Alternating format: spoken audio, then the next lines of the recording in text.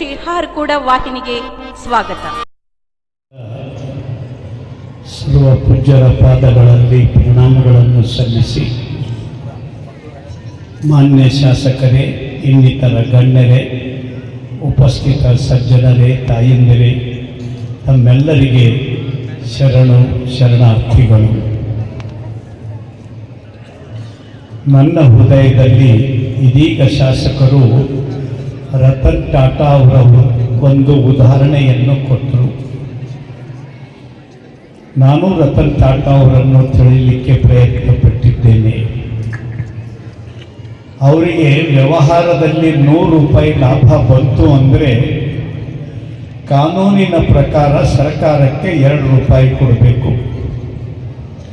ಸರ್ಕಾರಕ್ಕೆ 2 ರೂಪಾಯಿ ಕೊಟ್ಟು ಬಾಕಿ 98 ರೂಪಾಯಿಯಲ್ಲಿ 60 ರೂಪಾಯಿಯನ್ನು ಅದು ಸಹ ಸಮಾಜಕ್ಕೆ ದಾನವಾಗಿ ಕೊಡ್ತಿದ್ದರು. ಈ ರೀತಿ ದಾನ ಕೊಡ್ತಕ್ಕಂಥ ಪ್ರಾಮಾಣಿಕ ವ್ಯಕ್ತಿ ಭಾರತದ ಇತಿಹಾಸದಲ್ಲಿ ಇತ್ತೀಚಿನ ದಿನಗಳಲ್ಲಿ ಯಾರನ್ನಾದರೂ ನಾವು ಆದರ್ಶವಾಗಿ ಕಾಣಬೇಕಾದರೆ ರತನ್ ಟಾಟಾ ಅವರನ್ನು ಕಾಣಬೇಕು ಅಂತ ನಾನು. ಮತ್ತು ಅವರು ತಮ್ಮಲ್ಲಿ ಕೆಲಸ ಮಾಡುವ ಕರ್ಮಚಾರಿಗಳನ್ನು ಹಾಗೆ ನೋಡ್ತಿದ್ದರು ಅಂದರೆ, ಯಾವಾಗ ಬೊಂಬೈ ತಾಜ್ ಹೋಟೆಲ್ ಮೇಲೆ ಆಕ್ರಮಣ ನಡೆದಾಗ 600 ಜನ ನೌಕರರಿದ್ದರು. ಅನೇಕರು ಸತ್ತೋದರು. 3 ದಿನಗಳು ಕಳೆದರೂ ಸಹ ಒಂದು ದುರಂತ ಆದರೆ ನಾವೆಲ್ಲ ಉಳಿ ಹೋಗ್ತೀವಿ. ಆದರೆ 600 ಜನ ನೌಕರರಲ್ಲಿ ಒಬ್ಬ ನೌಕರನೂ ಉಳಿ ಹೋಗಲಿಲ್ಲ.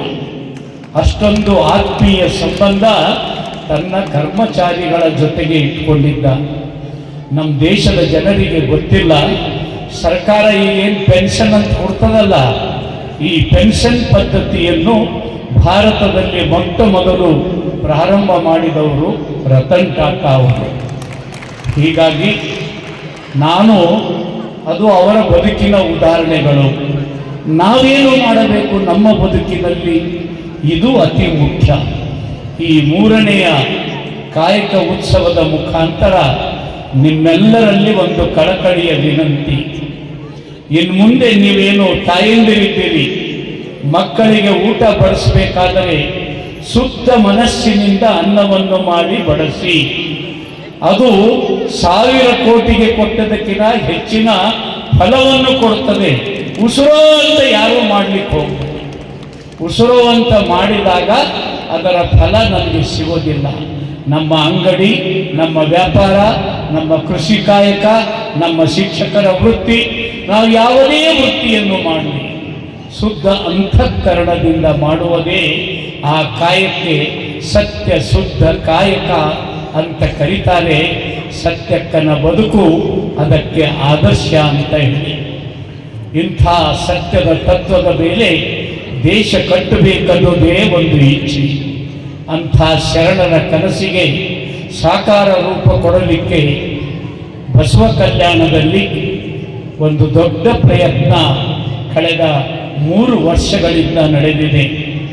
ಬರುವ 2 ವರ್ಷಗಳ ನಂತರ ಬಸವ ಕಲ್ಯಾಣದಲ್ಲಿ ಒಂದು ಬಹುದೊಡ್ಡ ಕಾರ್ಯಕ್ರಮ ನಡೆಯಲಿದೆ.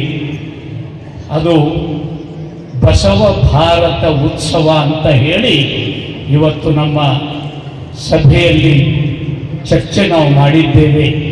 5 ದಿನಗಳ ಕಾಲ ನಡೆಯುವ ಈ ಉತ್ಸವ, ಕನಿಷ್ಠ ಆ ಉತ್ಸವ ಆದ ಮೇಲೆ ಬಸವ ಕಲ್ಯಾಣಕ್ಕೆ ಪ್ರತಿ ನಿತ್ಯ ಸರಿಸುಮಾರು 5,000ದಷ್ಟು ಜನ ಯಾತ್ರಿಗಳು ಬರಬೇಕು. ಇದು ನಮ್ಮ ಆಸೆ ಇದೆ. ಬಂದಂಥ ಜನ ಶ್ರದ್ಧೆ ಭಕ್ತಿಯಿಂದ ವಾಸ ಮಾಡಲಿಕ್ಕೆ ಇಲ್ಲಿ ಕೆಲವು ಧರ್ಮಶಾಲೆಗಳು ಕಟ್ಟಬೇಕು. ಇದು ನಮ್ಮ ಕಲ್ಪನೆ ಇದೆ. ಕಾಯಕ, ಅನ್ನದಾಸೋಹ ಇವು ಮನುಷ್ಯನನ್ನಾಗಿ ಬದುಕಲಿಕ್ಕೆ ಒಂದು ಕೈಯಿಂದ ದುಡಿದು ಪಡೆಯುವುದು, ಇನ್ನೊಂದು ಕೈಯಿಂದ ಜಗತ್ತಿಗೆ ಕೊಟ್ಟು ಒಂದು ಸುಖ ಸಮಾಜವನ್ನು ಕಟ್ಟುವುದು. 12ನೇ ಶತಮಾನದ ಶರಣೆಯರ ಬದುಕಿನ ದುಡಿಮೆಯ ಅದು ಫಲಶ್ರುತಿ ಇದೆ. ಆ ಸತ್ಯದ ಕಡೆಗೆ ಮತ್ತೆ ಬಸವನ ತತ್ವದ ಮೇಲೆ ಭಾರತ ದೇಶವನ್ನು ತೆಗೆದುಕೊಂಡು ಹೋಗಬೇಕಾಗಿದೆ. ಆ ಬಸವ ಭಾರತದ ಉತ್ಸವಕ್ಕೆ ಶಕ್ತಿ ನೀಡಲಿಕ್ಕೆ ಮುಂದಿನ ವರ್ಷ ಮತ್ತೆ 7 ಮತ್ತು 8ನೇ ತಾರೀಕು ಪರಮ ಪೂಜ್ಯ ಚನ್ನಬಸವ ಶಿವಾಚಾರ್ಯರು ನಮ್ಮ ಹಾರ್ಕೋಡ್ ಮಠದ ಪೂಜ್ಯರ ಈ ಉತ್ಸವ ಈ ಸಲ ಏನು ನಡೆದಿದೆ ಅದರ 2 ಪಟ್ಟು ಮೈ ತುಂಬಿಕೊಂಡು ದುಡಿಯುವ ಕೈಗಳಿಗೆ ಶಕ್ತಿಯನ್ನು ಕೊಟ್ಟು ತಾಯಿ ಭಾರತಾಂಬೆ ಶರಣ ಸಂಸ್ಕೃತಿ ತಲೆ ಎತ್ತಿ ಬದುಕಲಿಕ್ಕೆ ಬಸವ ಕಲ್ಯಾಣ ಈ ನಾಡಿನ ಈ ದೇಶದ ಈ ಮಾನವತೆಯ ಜಗತ್ತಿನ ತೀರ್ಥಕ್ಷೇತ್ರ ಆಗಬೇಕು ಅನ್ನೋದೇ ನಮ್ಮೆಲ್ಲರ ಆಸೆ ಇದೆ.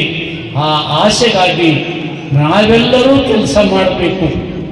ಹಾರ್ಕೂಡು ಶ್ರೀಗಳಿಗೆ ವರ್ಣನ ಮಾಡಿ, ಭಾಲ್ಕಿ ಶ್ರೀಗಳಿಗೆ ವರ್ಣನ ಮಾಡಿ, ಗಂಗಾಂಬಿಕಾ ಅಕ್ಕವರಿಗೆ ವರ್ಣನ ಮಾಡಿ ಮನೆಗೆ ಹೋಗಿ ಹಾಸಿಗೆ ಹೊತ್ಕೊಂಡು ಬಕ್ಕೋದಿಲ್ಲ. ಆ ತೇಜ, ಆ ಬೆಳಕು, ಆ ಶಕ್ತಿ, ಆ ಉತ್ಸಾಹ ನಮ್ಮ ಹೃದಯದಲ್ಲಿ ತುಂಬಿಕೊಂಡು ನಾವು 4ನೆಯ ಕಾಯಕ ಉತ್ಸವದ ಕಡೆಗೆ ಕಾಲಿಡೋಣ. ನನಗೆ ಈ ಹಾಲಿಗೆ ಬಂದಾಗೆಲ್ಲ ಒಂದು ಚಿಂತೆ ಕಾಡುತ್ತದೆ. ಸರ್ಕಾರ ಇಷ್ಟು ಭವ್ಯವಾದ ಕಟ್ಟಡ ಕಟ್ಟಿದೆ, ಇದರಲ್ಲಿ ಕುಳಿತು ಆನಂದ ಪಡುವ ಶರಣರಿಲ್ಲಲ್ಲ, ಭಕ್ತರಿಲ್ಲಲ್ಲ. ಅದಕ್ಕಾಗಿ ನಾನು ಕೊನೆಯಲ್ಲಿ ವಿನಂತಿ ಮಾಡ್ತೇನೆ, ಇದು ಚಾಲೆಂಜ್ ಅಂತ ಇಲ್ಲಿ ಕುಳಿತವರು ಸ್ವೀಕಾರ ಮಾಡಬೇಕು. 4ನೆಯ ಕಾಯಕ ಉತ್ಸವದ ಪೂಜ್ಯರ ಸಮಾರೋಪ ಉತ್ಸವದಲ್ಲಿ ಕೆಳಗೆ ಮೇಲೆ ಯಾವ ಕುರ್ಚಿ ಖಾಲಿ ಇರಲಿಲ್ಲ ಅಂದರೆ ನನಗೆ 1000 ಹೋಳಿಗೆ ಉಂಡಿಸಿದಷ್ಟು ಸಂತೋಷವಾಗುತ್ತದೆ ಅಂತ ಹೇಳಿ ಮತ್ತೊಮ್ಮೆ ಪೂಜ್ಯರಿಗೆ, ಹಿರಿಯರಿಗೆ, ತಮ್ಮೆಲ್ಲರಿಗೆ ವಂದಿಸಿ ಇಂಥ ಶ್ರೇಷ್ಠ ಶರಣರ ಭೂಮಿಯ ಶಾಸಕರಾಗಿರುವುದು ಶರಣು ಸಲ್ಗರವರ ಸೌಭಾಗ್ಯ. ಆ ಸೌಭಾಗ್ಯದ ಕ್ಷಣಗಳನ್ನು ಅವರು ಈಗಾಗಲೇ ಹೇಳಿದಂತೆ ಹೆಚ್ಚು ಸಾರ್ಥಕವಾಗಿ ಬಳಸಿಕೊಳ್ಳುವರೆಂದು ನಂಬಿ ತಮ್ಮೆಲ್ಲರಿಗೆ ವಂದಿಸಿ ನನ್ನ ಮಾತು ಮುಗಿಸ್ತೇನೆ. ಹಿರಿಯರು, ಮಾನ್ಯರು ಅತ್ಯದ್ಭುತವಾಗಿ ನಮಗೆಲ್ಲ ಮಾರ್ಗದರ್ಶನವನ್ನ ಮಾಡಿದ್ದಕ್ಕಾಗಿ ಅವರಿಗೆ ಮತ್ತೊಮ್ಮೆ ಚಪ್ಪಾಳೆ ಮೂಲಕ ಹಿರಿಯರಿಗೆ ಅಭಿನಂದಿಸಿ ವಂದಿಸ್ತೇನೆ. ವಾಹಿನಿಯನ್ನು ನಿರಂತರವಾಗಿ ವೀಕ್ಷಿಸಲು ಯೂಟ್ಯೂಬ್ನಲ್ಲಿ ಶ್ರೀ ಹಾರಕೂಡ SRIHARKOOD ಎಂದು ಟೈಪ್ ಮಾಡಿ. ನಮ್ಮ ಈ ಚಾನೆಲ್ಗೆ ಸಬ್ಸ್ಕ್ರೈಬ್ ಮಾಡಿ, ಬೆಲ್ ಅನ್ನು ಒತ್ತಿರಿ.